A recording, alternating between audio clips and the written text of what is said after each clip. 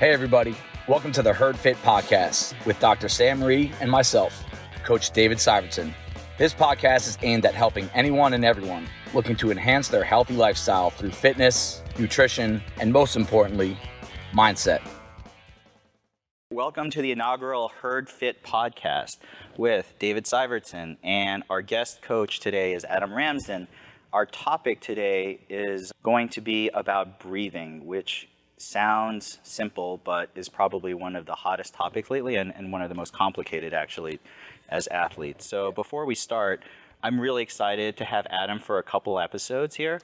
I've known Adam for a really long time, obviously, as both of us have. Talk a little bit about Adam and our experience with Adam and what he means to us. Yeah, Adam was one of not our first hire, but it was, I think he might have been number 3 on the list. Behind it was Terry, then Liz, and Adam. And I think that one thing that drew us to Adam right away when he came out is just the general sense of he gets it, like what CrossFit is, what the community is, what Bison is, how to structure proper learning of how to do movements correctly, how to fix yourself, how to be coachable.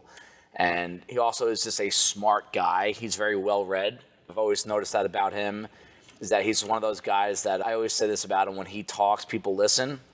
And no matter what the topic is, whether it's CrossFit or something out of CrossFit, and it's because you know that he's already put a lot of serious time, thought, effort into learning everything he talks about. He doesn't just blabber out. So there are topics I pick his brain on all the time.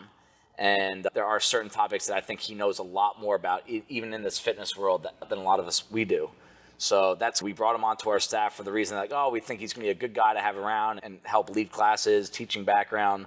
But the more time that goes by, it really goes to show just how smart he is and how much being smart really plays a role in your fitness. Thank you. He's sort of a lot of people's sort of WOD whisperer, so he's so good to have next to you when you're pushing really hard. There have been a number of moments in the ACOG and also in the Open where Adam's right next to you and his tone and demeanor is perfect. Yep. And he'll often have coaching advice, and sometimes I can't even hear what he's saying, but just his presence is very huge. Calming. And I know anytime I have some sort of big online thing where you have to compete or something, you're like a really good person to have there. Yeah. Can you tell Elena that I'm a calming person? Because she would say the exact opposite. But thank you. All right, so let's get into the topic, breathing, which is interesting because it's one of the few activities where you can flip control, right? Correct. You can voluntarily control breathing, but most of the time, like 99.9% of the time, your brainstem is just doing it for you. Yeah. So we have a lot of autonomic processes which we don't control: heartbeat, digestive function, all that stuff. Breathing is one of the few that we can control, like you said. You can choose to control it or you can't. So it's something you don't have to think about. So a lot of us don't think about it. And just because we say, okay, we're experts. We've been breathing since the moment we were born. We'll be breathing until we die. We can take 26,000 breaths a day, and it's just like something you don't think about. But it's such a huge component to fitness, to everyday life, to sleeping, to everything we talk about that affects how we perform in the gym and outside of the gym, that it's something that we should be thinking more about. So what got you into breathing and thinking about breathing? Because I know it's really hot right now for a lot of people, and I hear podcasts about it. So how did you get into breathing as an athlete? Yeah, luckily it has become a popular topic because growing up, I was a terrible asthmatic, horrible mouth breather. I was always congested, always blocked in the nose, and that just affected a lot of things that I did: athletic performance, concentration, focus, energy levels. When I started getting into meditation, mindfulness, and stuff like that, that's one of the things that they focus on always, is using the breath to calm yourself down, to get into that nice relaxed state. And so I realized that as I did more of that, I needed my rescue inhaler less. I didn't need to use the Advair every 12 hours, which I had been doing for years and years. So as I realized that was helping, I started digging a little bit deeper into the topic, getting into what could I use this for in other aspects of life, besides just how to get through the day without having an asthma attack and struggling to breathe. So if I'm a CrossFit athlete, and let's suppose I'm listening to this and I'm like, okay, but I breathe pretty much okay. The only time I really think about breathing is when I'm like, and I'm trying to catch my breath after I'm like totally spent. So what is it that I can do, or what did you found that can help me as an athlete be better? Yeah, so I think we only think about our breath when we're gasping for it. In the middle of a workout, we're like, okay, I can't do one more rep until I get these 8 to 10 really strong breaths and panting really quickly. So one thing that we have to realize is that when you're doing that and starting to overbreathe, you're affecting a lot of your body systems inversely. You're getting more oxygen into your system, but it's actually the level of carbon dioxide in your blood that signals the red blood cells to release oxygen into the tissues and your muscles. So the more you mouth breathe during a workout, the less work your muscles can do. So one of the things that I started doing, especially when we got deeper into CrossFit as I started, was I started picking points in the workout where I could say, okay, this is where I need to focus on my breathing. Anytime I'm taking a rest, Dave will say when he can tell when I'm really tired because I'll like stop and take this huge big nasal breath because I'm thinking about it at that point. I can't do it when I'm in the middle of a set of 15 wall balls because your mind's elsewhere. Your legs, how much this sucks, how much more work you have to do. Don't get in the face of the ball. Right, yeah, exactly.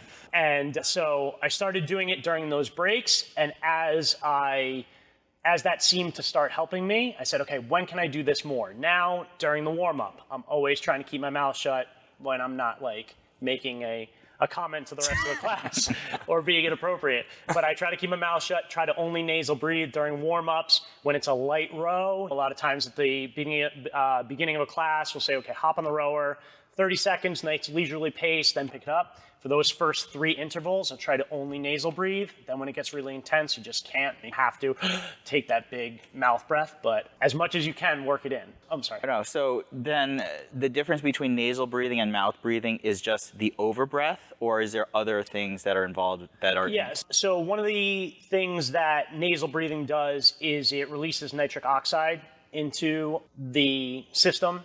So that's in your nasal cavity, which you don't get during mouth breathing. Nitric oxide is like a big thing with like beet powders and all that stuff that you're seeing now. It's a hot molecule, as they say.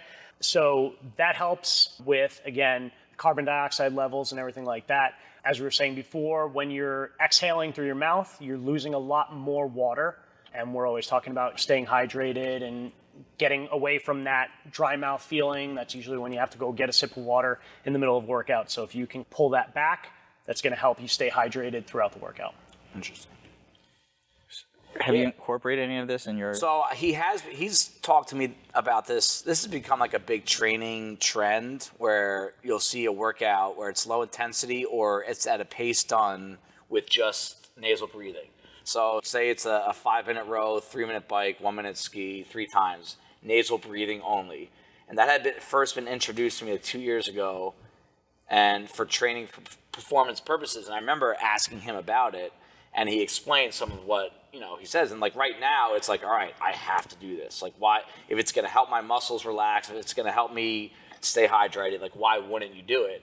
And I've been back and forth on trying, like he's very disciplined and diligent about warm-ups, light row, in between movements, transitions, where I'm so too focused on performance, intensity, being high strung, going all out, where I've actually had a hard time slowing myself down to the point where I can do a nasal breathing. Like I don't think I've ever done an entire session with nasal breathing, but the one time I started to realize what he has been talking about for a couple years now is when we had to first start wearing masks. When I started wearing the mask here in September, the worst part was it got sweaty, and then because I'm such a breather, right, the mask would start going in your mouth before we had those plastic cups. So the only way I could combat that was keep my mouth shut with my mask on. Mm-hmm. And I would keep my chin down and just like nose on, like in the middle of an intense workout too. And I noticed like how much more efficient that became, to a point where I don't know if the mask was really impeding performance that much. I know it definitely impedes a little bit. Like I think now that we've had a couple days without the mask, people are like, oh, I feel so much better. I think it's part of something on your face. But if you know how to breathe correctly, it really shouldn't make that big of a difference wearing the mask, right? Yeah, no, and I think it'd be interesting to do, some study of how much more carbon dioxide you're keeping in your system with the mask because you're breathing into the mask. I think that would be something interesting to study. But one thing to realize is we didn't evolve as humans to do 20-minute AMRAPs. Right. We always said, okay, going up through history, it's like you have a minute or two to hunt or kill this animal or you're not going to eat today. So you need to flood your body with oxygen because you knew that after that 2 minutes, it was over. Right. Now we're wanting to do work for longer and longer. Right. So we need processes that are different from just that get as much oxygen in the body so you can do as much work in this short amount of time, which I think is where the nasal breathing can come in. It's interesting because a lot of these concepts that I've heard scientifically, I've dealt with physiologically, but only in really sick patients, like in the ICU, like nitric oxide as a pulmonary dilator to open up the pulmonary artery and allow it more blood flow into the lungs, or high carbon dioxide levels is what causes people to feel suffocation. It's not your oxygen, your blood oxygen level, and all these things, but I've never really applied them or thought of them as a performance improvement factor. I thought humans also had both, but we always talk about it in CrossFit, like the aerobic and then the anaerobic, right? As humans, we are evolved to do that really quick, high energy, but we also have some capacity for long stuff, maybe to chase animals for like days or something in order to kill them or something like that. So how do you use this for, do you just nasal breathe all the time when you're working out at this point?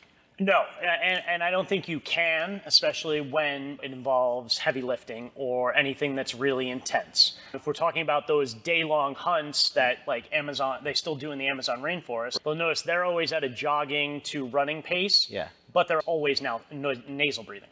The work we do in here, where it's burpees, where it's handstand push-ups and stuff like that, is just at some point you just switch over because you need the oxygen. So your brain just tells you need it. What do you do outside the gym now to try to train your breathing? Because I know, for example, Navy SEALs, is box breathing is a big deal. I've heard that. In yoga, there's so much about breathing control. Like, it's all about breathing, really. So what do you do outside the gym to try to help yourself? There's a bunch of different breathwork resources online. Brian McKenzie is a huge breathwork guy who's been a really interesting follow. Wim Hof does a lot of breathing techniques. He does cold immersion and breathing. And so there are a bunch of different avenues you can go depending on Patrick McKeown, who wrote the Oxygen Advantage. He has now a company, Oxygen Advantage, that you can follow on Instagram. They do a lot of box breathing, Buteyko breathing methods and stuff like that. So what have you tried and what has worked for you in your personal experience? So I've tried the LSD approach, which is light, slow, deep nasal breathing to calm yourself down for 3 to 5 minutes. I try to work that in multiple times during the day, whether I'm doing something else or right before bed as I'm trying to, relax for the day. Breath holds are a big thing to increase your carbon dioxide tolerance. So that's something I'll do, every couple of days if I have the time. What's that? It's depending on who you approach or go. Wim Hof is one that does a hyperventilation. So it's about 30 really deep breaths. And then you exhale just until you're comfortable and try to hold your breath for as long as possible. And that signals the carbon dioxide tolerance, increases that, and you should be able to hold your breath longer and longer the more you practice that. Has that worked for you? I like it, yeah. Because it's almost like a natural high of like when you get that last big breath of oxygen, gives you a nice little energized feeling, which is good, that I've enjoyed. Yeah, I don't know if I've seen a big difference in performance after having done that, but I have been doing it for a long time. So as I improve over time, I have seen some improvement in that area. I know that one of the things that I just got, which I haven't tried yet, is that mouthpiece, the Airwave, which is supposed to also assist with decreasing cortisol levels and increasing your oxygen exchange and so forth. What do you think about that? I think as far as I know from what the Airwave is, and I'd have to do more research on it, but I think one of the things I noticed is that since you have to clamp down, since it's a mouthpiece, your airway is restricted. So you're going to slow down your breathing. You're not going to have that over-breathing feeling of the gasping for air if you use it during a workout. but I'd have to do more research into actually whether it signals you to nasal breathe more often, which I think is, what you're looking for as you try to increase performance as far as respiratory effects during a workout. So if I'm an athlete, and of course I could look at all these resources and try to figure out some stuff, but what would be the first thing I could do in a workout? Is it just say to myself, try not to mouth breathe so much? Or like you said, are like in between sets, just sit there and try to nasal breathe the way you do? What's the simplest thing I could start with to try to do this? So I think this is going to be harder to do with the masks off now, because with the mask on, what I was doing for a little while, I know we did a 2K row a couple months ago, I taped my mouth shut for that.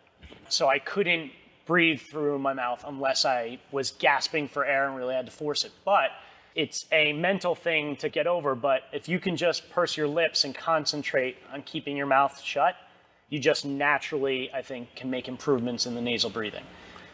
I think one thing you always keep track of, and I've talked to a few people about this in the workout, because right now, this might be overwhelming for some, especially if you're new to CrossFit. And every time you come here, you're thinking about, wait, what's the thruster? Where do my hands go? Where do my feet go? And now on top of that, while you're doing all this complicated stuff, keep track of your breathing. I always try to challenge people in the middle of a workout, like a conditioning-based workout, try to find the pace that you can fully control your breathing.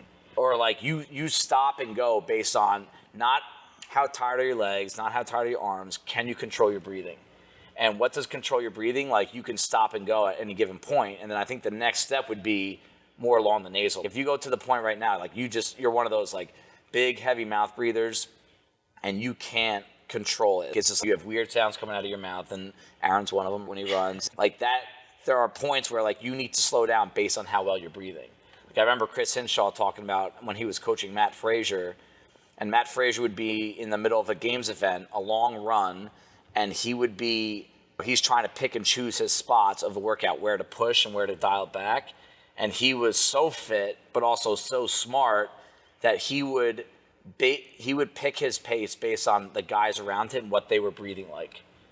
So he would know that the two guys behind him and the one guy in front of him were about to slow down because they couldn't control the breathing. The weird sounds, the huffing, the puffing, the short, where he's in full control of his breathing. So I think that one thing you could apply to your fitness workout is if you're in the middle of a workout and you feel like you have control, you can stop and go whenever you want, and you're not making those weird hissing sounds.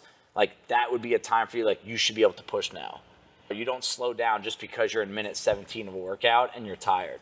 If you can control your breathing, you're good to go.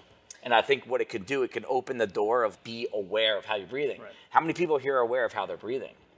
Probably very few. And I think when we do lifting workouts, when we do squatting workouts, one of the cues we always give is that if you're wearing a weight belt, press your stomach into the weight belt. So if you take a big nasal breath, that's going to move your diaphragm down. Mm-hmm. Your diaphragm doesn't move if you breathe through your mouth, because you're only breathing through your upper chest. So if you take a diaphragmatic breath, your stomach's going to come out, it's going to stabilize your core. So that's something I think can help a lot of people immediately with when we do those EMOMs of a power clean and a front squat. Yeah. You're usually holding your breath during those anyway. So you just, as you're getting ready to lift, lock in that core and do your lift. And the breathing's not just associated with coordination, conditioning, and aerobic work. Lifting, breathing is a huge part of lifting. We talk about this all the time. When you inhale, exhale on a deadlift, filling your stomach with air, releasing it at the top, and before you start your descent again, you hold that breath in your stomach. That's a big part of breathing. It goes far beyond you just breathing heavy during a burpee set. That's interesting. I watch a lot of lifters on Instagram, Hook Grip and so forth, CrossFit, and I got to now start watching them to see how they take their breath before they do a lift. See, a lot of them do it. It's a huge part of high-level training, whether it's Olympic lifting or it's CrossFit or it's any other sport where it's slow and controlled movements. It's a huge part of it. You watch golfers, they're very cognizant of how they're breathing before they swing. It's a big part because the more stable and the more control you have here, the safer the rest of your body is. And it's also a lot easier to control extremities, right? When you're not, when you're doing a complex movement here, take a handstand push-up, for example, right? And say there's a double under handstand push-up workout, and the double unders jack your heart rate up. You need to be able to control your breathing when you're upside down. kicking your legs up and extending your arms. It's a huge part of movement efficiency, but also safety. And the second you lose, like you'd never want to see someone doing thrusters and inhaling and exhaling in the middle of the rep at the bottom. Because your torso suffers, your bar starts to move forward, you round your back, you're in a bad position. Like you always want to be, that's what makes thrusters so hard. You have to stay on top of your breathing in the middle of a rep. I would assume that posture is a huge, like you said, thing in breathing, because I can only imagine that if you are hunched, it's just going to be so much harder to actually move air. Absolutely. Yeah, and nasal breathing actually helps you. You sit up straighter when you take a big nasal breath. You're right. Absolutely. Your tongue's in better position in your mouth. It fits up in the roof of your mouth so that you can sit up straighter. And it's one of the things we always say is that when we're watching the games or watching the semifinals and we're saying that the consistently good athletes never look like they're uncomfortable. Yep. But you look at other people that are 2 lanes down from them and they look like they're dying. Shamble. Because they're panicking, they're taking these big, small breaths in their upper chest and their body thinks they're about to die. It's so true. That's why they're freaking out. But Froning, Frazier, they always just look nice and calm, and it probably has something to do with their breathing. Absolutely. I was just thinking right now, I was watching a lot of the semifinals lately, this weekend, and there are some long-ass chippers and stuff in there, and short stuff. But the athletes are not panting. You're right. They're all mostly nasal breathing. It's only at the very end maybe you might see someone like putting in that last little. Right. But I was just thinking, especially on the true form runner, on the biker that they're on, there are some WODs with that. They're all just nasal breathing away. Yep. Interesting. Yeah. So what would be the first best resource that you would say if someone wanted to get interested and say, you know what, I need to explore this topic a little bit more? Yeah, I think Patrick McKeown, who does the Oxygen Advantage, has written 2 books, The Oxygen Advantage and The Breathing Cure. Breathing Cure has pretty much a breathing strategy for every known problem you could have. It goes from COVID to asthmatics to women who are pregnant. And it just breaks down these little breathing exercises that you can do. You can flip through the front, the back of the book, depending on what you're looking to do. So that's what I think are 2 absolutely great resources if people are looking to dive a little bit deeper into breathing. Thank you, everybody, for taking the time out of your day to listen to the Herd Fit podcast. Be on the lookout for next week's episode.